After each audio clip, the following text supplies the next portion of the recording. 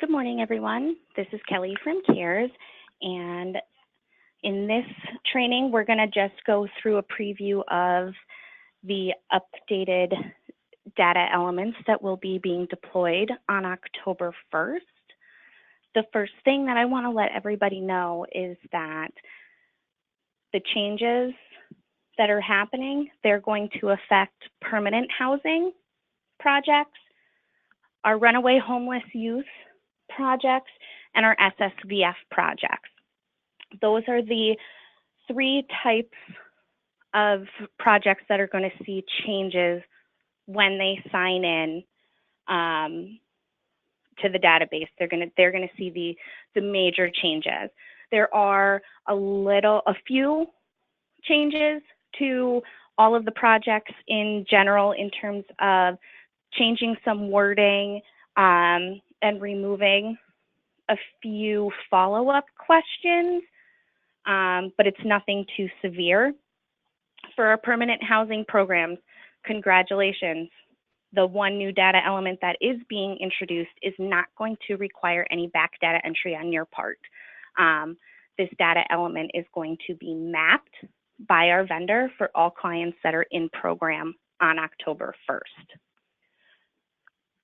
So what I'm going to start with is our permanent housing programs, because this is going to be the biggest change.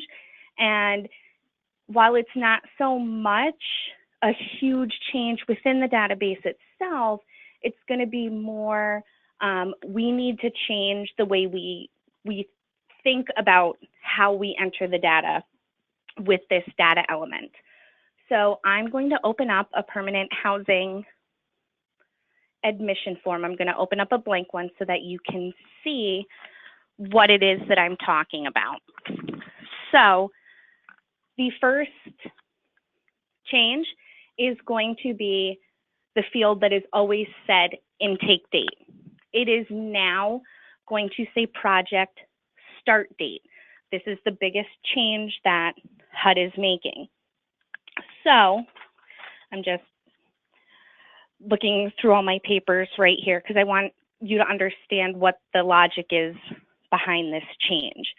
So for permanent supportive housing programs, this date, it is the date following application that the client was admitted into the project. To be admitted indicates one of the following factors has been met.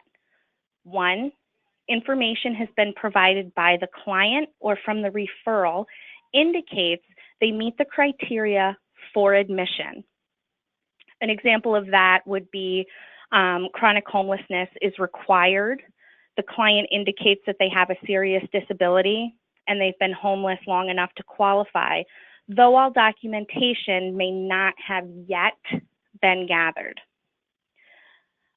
Number two, the client has indicated they want to be housed in this project. Or number three, the client is able to access services and housing through the project. The expectation is that the project has a housing opening or expects to have one in a reasonably short amount of time. So whereas we've always been using this date field to the date we've entered in this field has been the date that we were actually housing the client. This date is now being changed to, the first time that we decide we're going to admit the client, regardless as to whether or not there is an apartment or a unit currently available for them. So I'm going to go back and I'm going to enter September 12th. September 12th is going to be the first time that I met with this client and we decided that this client is going to be admitted in our program. The reason behind this change is because HUD wants to measure pretty much the length of time between when we meet with the client and we decide we're going to admit the client into our program until we're actually able to house the client. And it allows us as case managers to be able to record within the database all of the work that we do with that client prior to them actually being housed.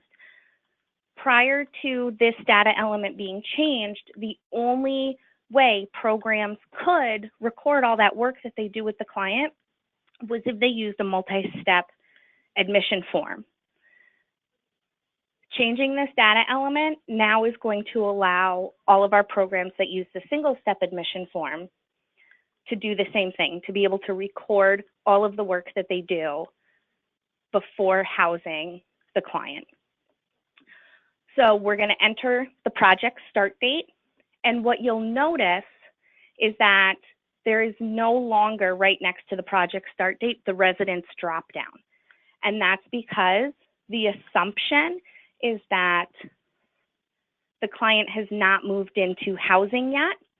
They're going to move into housing later. It is possible that the first time you meet with a client is going to be the day that you house them. So there is a way to record that, but in general, in broad terms, HUD is assuming that the first time you make the decision to admit the client is not necessarily going to be the day that they're housed. So the residence drop down has been moved to another section of the admission. The following universal data elements have pretty much stayed the same, so I'm just going to kind of go through really fast and fill them in. So I'm going to put in pretend client. I'm going to say this is their full name, their social security number, their date of birth, birth date, data quality, their ethnicity, and then their race. And again, race is still selects all that apply. The next change you're going to notice is when we move on to gender. So gender has been, just the wording has been changed. What they've done is they've added, doesn't identify as male, female, or transgender. So again, if somebody identifies as gender fluid, gender neutral, that's the option that you would select. Now, because this is a demo database, you see that there's race in two places. It's not going to be in two places, and neither is this ethnicity. Going to be in two places. This is a demo database, so they're still kind of working out some quirks in the background. Just like gender identity is not, you're not going to see that in the live database when that happens on October 1st. But because these are all required data elements, I am required to fill them in, so I kind of just have to for right now. I'm going to make them all match. Veteran status stays the same. And living situation, all of these options, they stay the same as well. So where did the person sleep the night before coming in? These are all going to stay the same. I'm going to put this back to October 1st, and I'm going to say they've been homeless for 7 months in the 2 times that they've been homeless within the last 3 years. Housing status. Housing status, it is no longer going to be a required data element for any program.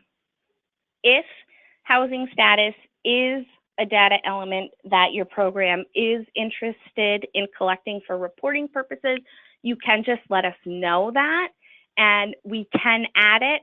However, just be aware that that is something that will be going away.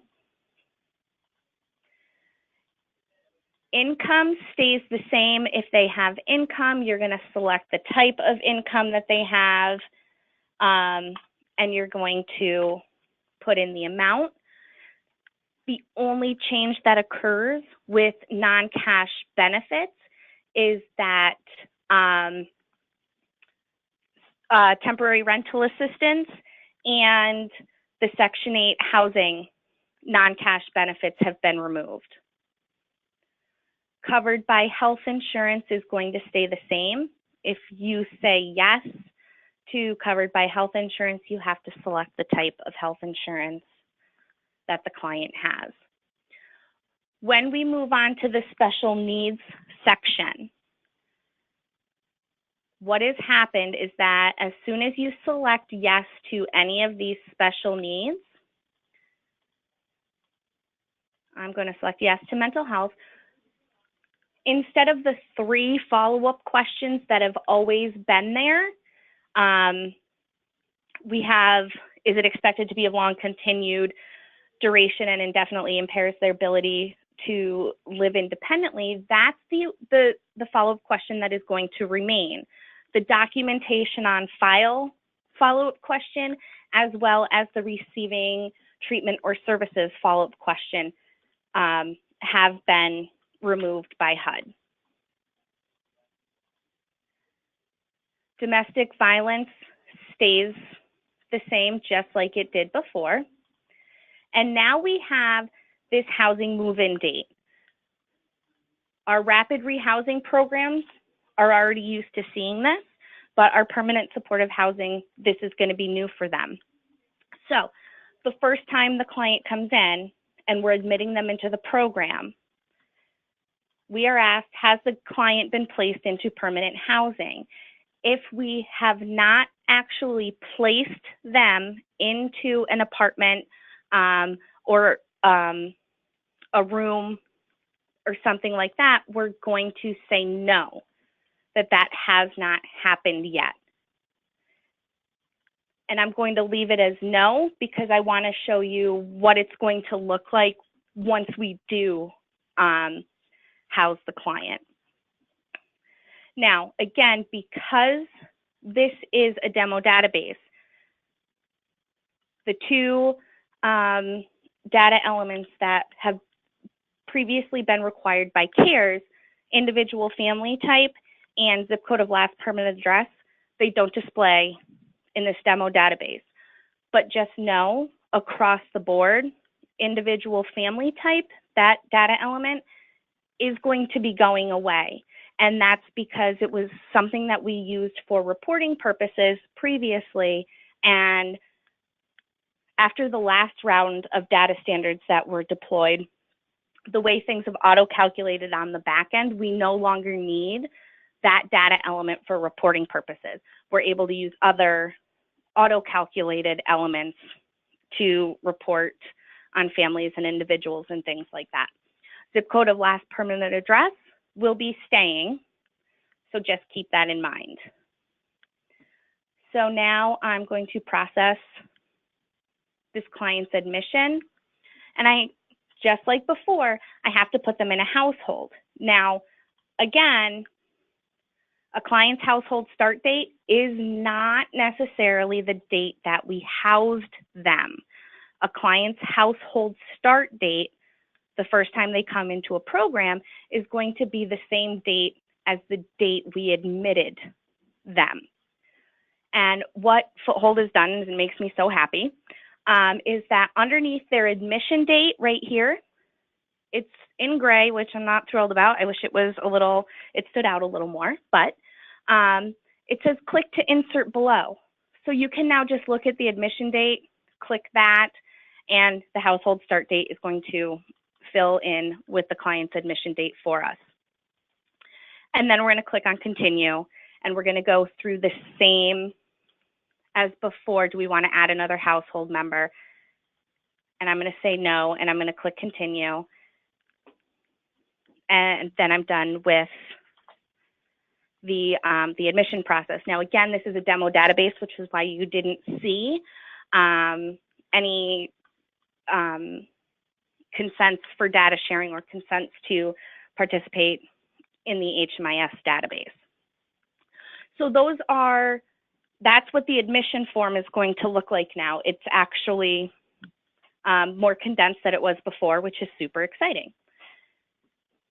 If now, once you've had the client in your program and you have secured housing for them, there's two ways that you can record that you have secured housing. Number one, you can go back into the client's admission and you can update the information there, or you can go into the client's face sheet, and I did client. So we can go into pretend client's face sheet and we can update that information there just like we would anything else that we were updating within the client's information. So we would select the effective date that our client is moving into housing. So I'll say September 18th. And if I scroll down, now we have the move-in date. So it currently says, no, the client has not been placed into permanent housing. I changed that from a no to a yes. I have to enter the permanent housing move-in date. So I'm going to select the 18th. And now is when I will put that client into a unit and into a bed. So it's not until we actually house the client that we're putting them into a unit. And then I can just update it and an error has occurred. This is a demo database, so that's likely to happen. So I'm going to put the 18th as my effective date, and I'm going to put the 18th here and see if it will take this time. If not, and now it's not going to let me resubmit it. But that's the gist. That's what will happen. And like I said before, the other way that you can update that information is you can go back into the client's admission record and find their admission and scroll down past all of the information and put them in a residence unit. This would typically say no, and then I would enter the date just like I did on their face sheet. Process admission, and then it's going to bring you through all these questions again and again. Now they're currently admitted, and we can see on their admission record that effective September 18th, they are now housed. What happens is so this permanent housing move-in date, this acts now like their new admission date. So if you need to come back into their admission, just as before, if you had accidentally entered the wrong admission date up here before, just how you weren't able to change it yourself, you would need to enter or you would need to submit a help desk ticket. The same thing is going to happen with the residential move-in date. If you inadvertently entered the wrong residential move-in date, then you'll need to submit a help desk ticket so that one of us here at the office can make that update for you. So aside from, I'm going to jump back. I want to jump back to our home page because those are the changes for the general admission form. If we go into discharge, what you're going to notice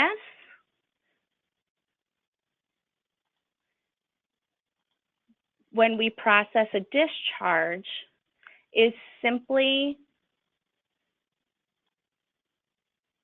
so where it says discharge date here, it's going to be changed to project exit date. So we're going to, it's just a matter of a language change there. There has been, I'm going to process a discharge for this person because there has been an update to, a couple of updates to the destination after, let's see, so we have here permanent housing other than rapid rehousing for formerly homeless persons. That is a new discharge destination that will be deployed on October 1st, as well as rental by client with rapid rehousing or equivalent subsidy. Those are two new options. Again, other begging, and I will use every opportunity that I can, asking our users not to use other. If you're unsure of, you know, where the client said that they were going, and you're unsure of how you can make that work within these options that you have for destinations, call your customer service rep, and they will be able to help you decide which option is the best. So I'm going to enter a destination. I'm going to put in the residence county, and I'm going to click apply. And now it appears in report mode so that I can print that if I want to. So those are the major changes, honestly, for everybody when we talk about, you know, universal data elements. So it's just those changes in the special needs and the wording changes in gender. And for our permanent housing programs, it is just, I say just because it's going to be a mindset change that we're all going to have to get used to. And it's now having the project start date and the residential move-in date. So one of the things that we at CARES that we're going to do as we get used to this new data element is we're going to monitor this residential move-in date field. And so we're going to just run some reports and send them out to our agencies that just say, you know, hey, so-and-so is still at a no for residential move-in date. And for nothing else, for it to just be a reminder to our users that, oh, I may have forgotten to update this because I'm expecting that to happen for a little bit. We're doing so much work with the clients and now having to do this new update that we've never done before. So we're not going to leave you hanging with this. We are going to, you know, try to send some reminders and things like that, at least through the month of October while everybody's getting used to it. So those, like I said, those are the big changes that kind of affect everybody across the board. What I'm going to do now is I'm just shuffling through my paperwork because I'm going to move into our runaway homeless youth programs because those are the programs that we see some more changes, and not really necessarily any significant changes in terms of more data collection, but some data elements. They've reduced the amount of options that are being collected, and also some of the data elements that were collected at admission are now being moved to discharge. So when I open up an admission form for I'm going to go into a Runaway Homeless Youth Basic Center program, and I'm going to create a new application. Their admission date, I'm going to put them into a bed, and we're going to name this person Rye Admission. Let's give them their name, data quality, their social security number, date of birth, 1998. We'll make them over 18. Data quality, ethnicity, and now, like I said, because this is a demo database, we're just going to see a few of these more than once.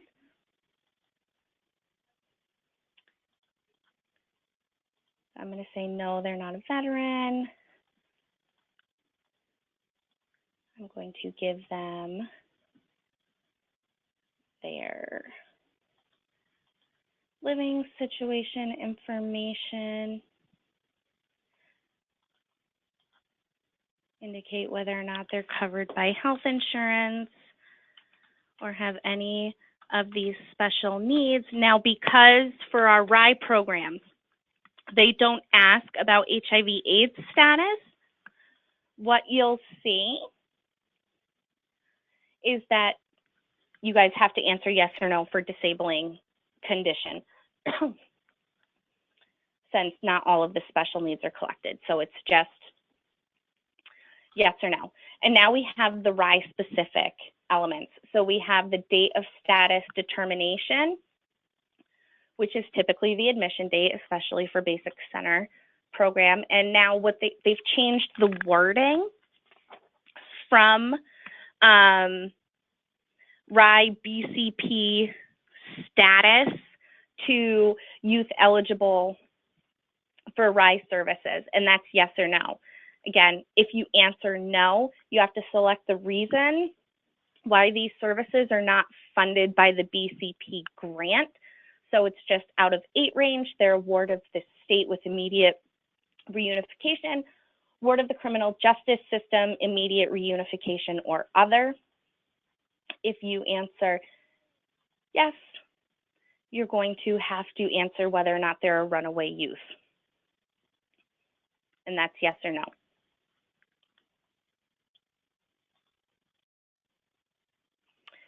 Then it's going to ask for the youth's last grade completed, what their school status is, and now they do have the option of not applicable. So if you know, they've already graduated from high school or whatever, we can select it's not applicable for them. We then have employment status. If we say no, our youth is not employed, we have to answer why they're not employed. If we say yes, we have to enter the type of employment. And these are the data elements that haven't changed. So we have the general health status, the dental health status, the mental health status. If you answer yes that they are currently pregnant, you have to enter a due date. Now, formally award or of child welfare or foster care agency is yes or no. If you answer yes, the number of years. If you say less than 1 year, you have to enter the number of months. And if you answer no, you just move on to the next question. And the same with have they formerly been a ward of the juvenile justice system? Same thing. What does change right here, family critical issues, look how much shorter this list is. This list used to probably have 20 to 25 options in which you would select all for the family's critical issues, they've significantly reduced the number of options. So we'll just select what applies. And now we have RIE referral source that has been added. So before, when we would have to go back in and we would have to update all of this information, now we have the RIE referral source right here. And these options, they've significantly reduced as well. So you're going to select the RIE referral source. Now, HUD-VASH voucher tracking. Again, this is a demo database, so some things don't always look right, and this HUD-VASH voucher tracking will not be displayed on our Runaway Homeless Youth page. So those are all the data elements that are collected at admission. If you notice, the commercial sexual exploitation questions are no longer there. The commercial labor exploitation questions are no longer there at time of admission. RIE has moved those data elements to be collected at discharge rather than admission. One of the other things to notice too, because again, this is a demo database, is that sexual orientation is not showing up on this, but sexual orientation is still a data element that is collected. So what I'm going to do now is I'm going to click on housing admission. I'm going to insert their household start date. And no, I don't want to add anybody else.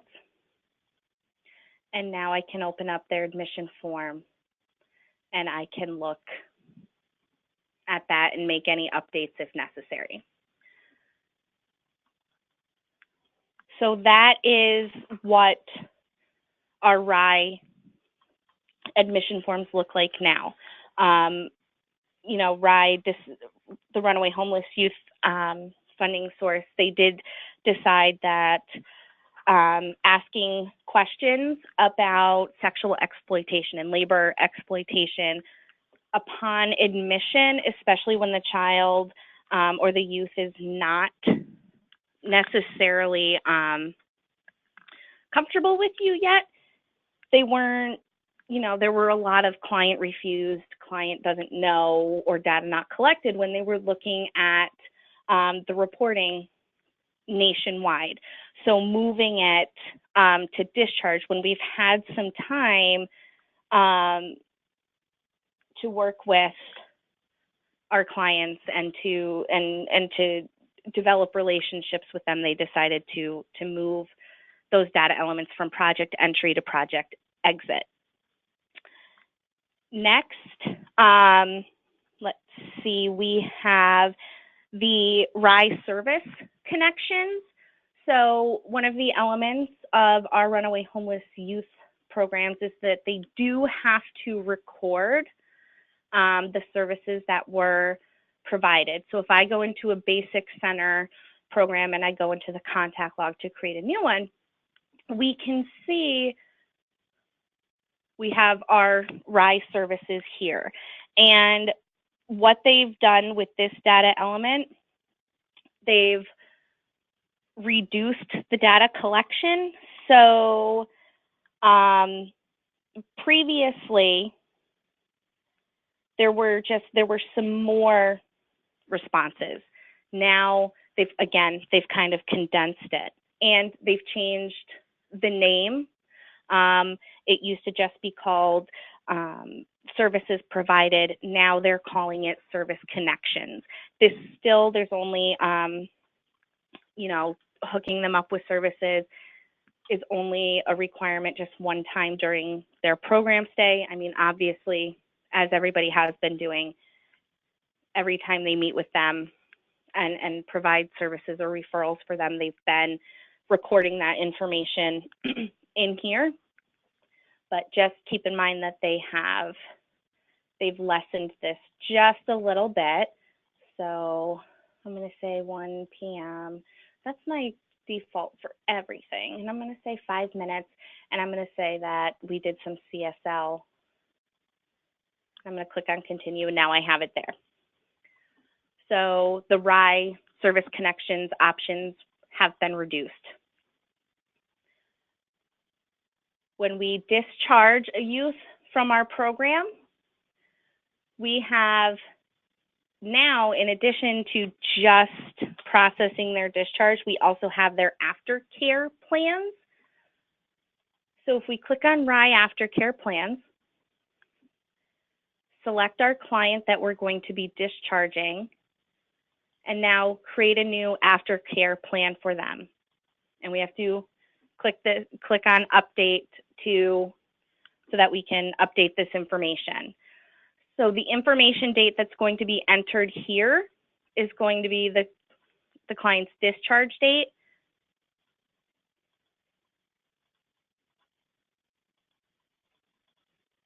And I'm sorry, take back everything I just said. This data element right here, this is going to be for post-exit. I just got confused on a few things. We're not going to worry about that until after the client has been discharged. I apologize for that.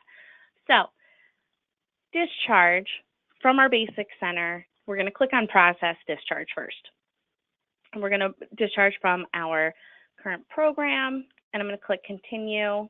I'm going to put in the client's discharge date.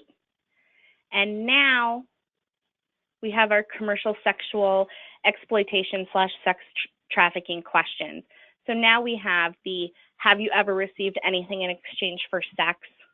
And those are going to be yes or no. And the same as before, if you answer yes, we have the follow-up questions of how many times in the last 3 months, and have you ever been made or persuaded to have sex in exchange for something.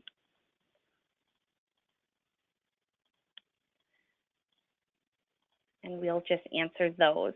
If you say yes, that you have been, if the youth has been made or persuaded to have sex in exchange for something, you need to answer yes or no, did that happen within the last 3 months, just as before. And the same for the commercial labor exploitation trafficking. And those work the same way. The only difference is that instead of at project entry, this information is being collected at project exit. Now, counseling has been added as a new element. So has counseling been received by client? Yes or no?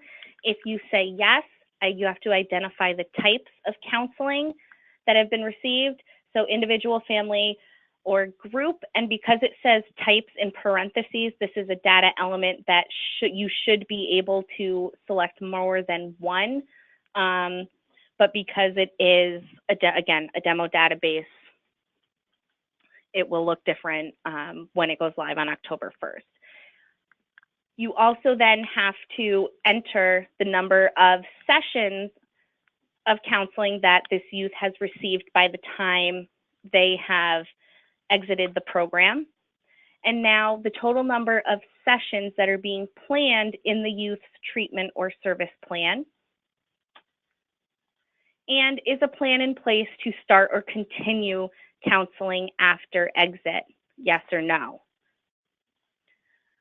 Then we have safe and appropriate exit. So is this exit destination safe as determined by the client? And that's yes or no. So does the client feel that where they're being discharged to is safe? Yes or no? Is the exit destination safe as determined by the project or case worker? And that's yes or no. So does the caseworker feel that this destination is a safe destination? Client has permanent, positive adult connections outside of the project. And that's yes or no. Or worker does not know. The worker may not know if they do or not. Client has permanent, positive community connections outside of the project. And again, yes or no. HUD-VASH voucher information will not, won't be there. Don't worry about it. Same as, not sure why last grade completed came over like this, but these will all be filled in according to what has either been entered in their admission record or updated within their face sheet. And then we have aftercare plans. So project completion status. There used to be a lot of options here. Let's see. They have significantly reduced the number, basically to decrease the data entry burden. So did they complete the project? Did they voluntarily leave early, or were they expelled or involuntarily discharged from the project? Then, was family reunification achieved? And now we have destination and their county. And oops, I missed a question. So there we go. So it's not letting me process their discharge. So now I can process their discharge. So while the amount of information that is expected to be collected at project entry has been reduced, there is, for our RIE programs, there is more information that does need to be collected at discharge.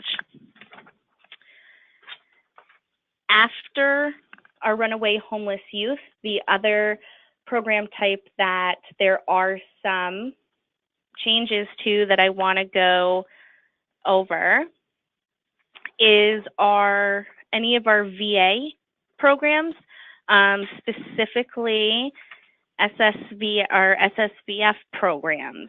And when we look at the changes there, we have a data element that has been retired, yay.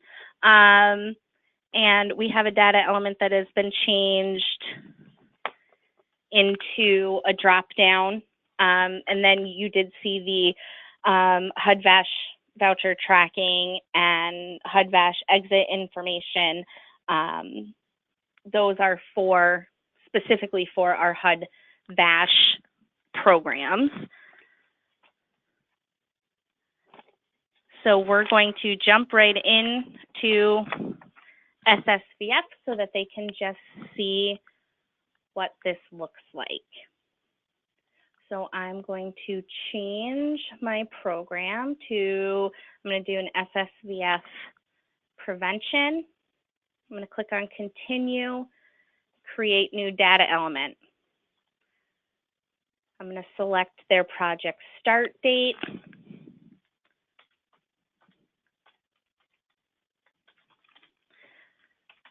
And I'm going to put in their name, data quality, social security number, data quality, date of birth, ethnicity,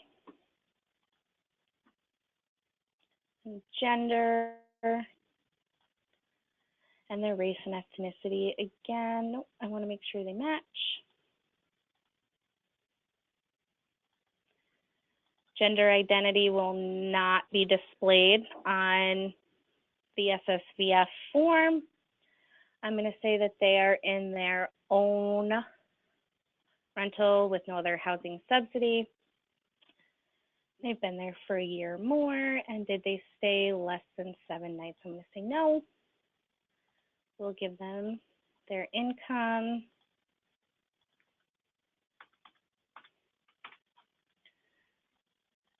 Answer yes or no for non-cash, for health insurance. And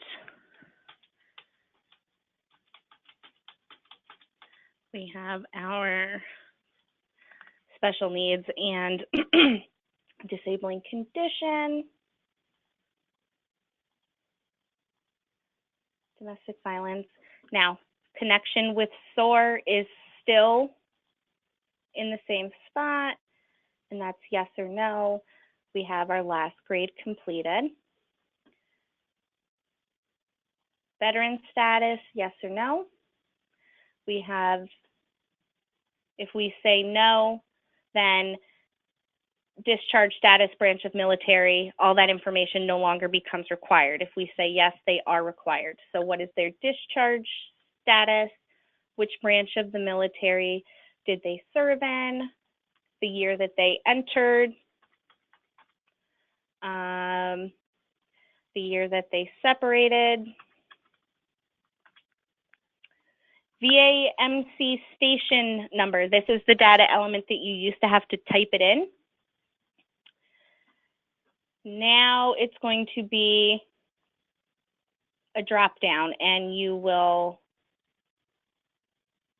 select from there. So I'm just going to say Western New York. And now you have to sphere of operations, select any that apply.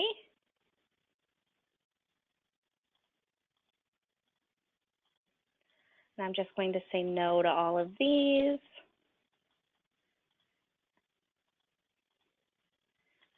Household income as percentage of AMI, that is still required, as well as the SSVF homeless prevention targeting criteria. So, whoops.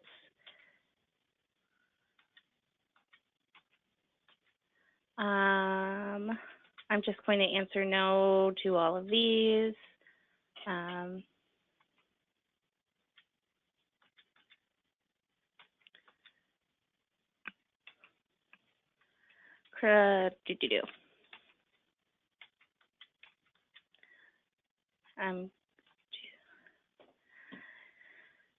So there is a lot of information that is collected for our SSVF programs.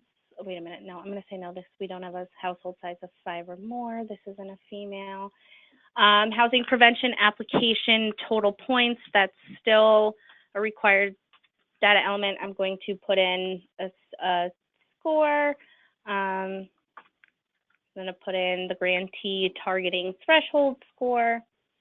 Last permanent address information, their address data quality, I'm going to say I had their full address. And